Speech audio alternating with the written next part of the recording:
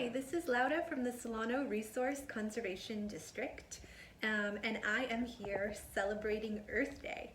So today's video, I am going to teach you how to take a plant cutting and how to propagate that plant, so turn it into a whole new plant. You can apply this method to all sorts of plants, house plants, even native plants too. So for my demonstration, I am going to be using this vine that I have in my room that is very, very long. You can see it's almost a necklace. So I will show you how to take a cutting, things that you need to keep in mind when you're taking a cutting, and some different ways that you can propagate plants like this Monstera delicosa.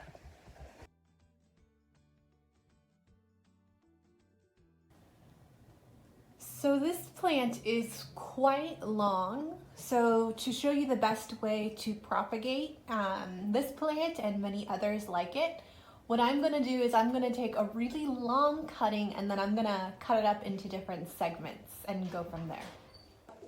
When taking a plant cutting, it's really important that you want to include at least 1 or 2 growth nodes. You could do more. You don't want to do too many. I'd say 2 is about the magic number.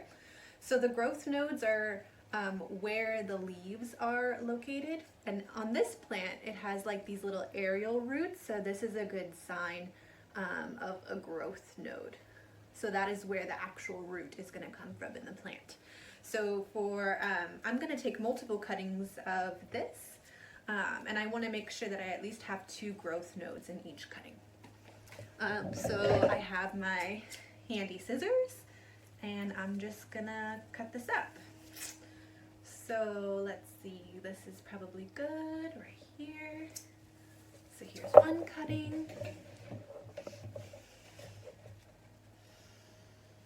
Another cutting.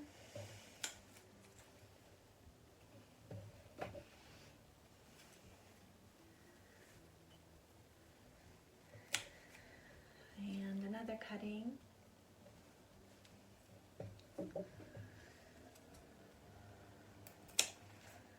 And my last cutting. So I took 1 big cutting and I turned it into 4 small cuttings. Ta-da! Okay. So another trick when you're propagating a plant like this one or any other plant is you actually don't want to leave too many leaves on it because it just sucks up a lot of the energy from the plant.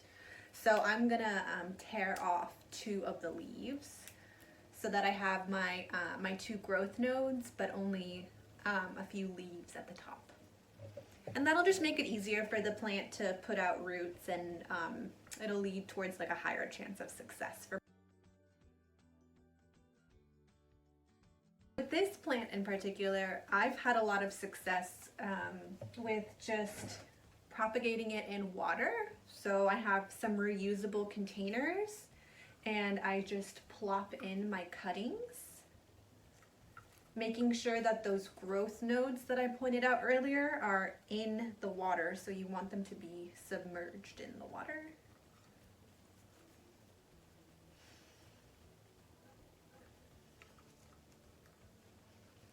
And I will usually let them sit in water like this until I see those aerial roots that I showed you earlier turn kind of white and start to grow into proper roots. So let me show you what that looks like. I have a similar plant, not the exact same one that I just cut up, but I happen to have this one that I've been propagating in water, and you can see that those big long white roots, that's kind of what you want when you're propagating a plant. So you want to see them grow. On this plant, they're probably a little too long, so I should plant this as soon as possible. You want them to be about maybe 2 inches before you plant it in soil.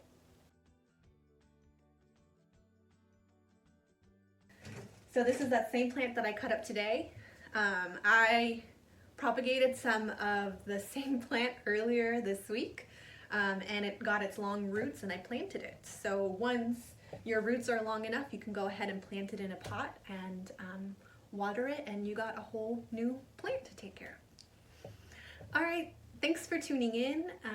Thank you for being a part of Earth Day, and I look forward to seeing the kind of plants that you end up propagating.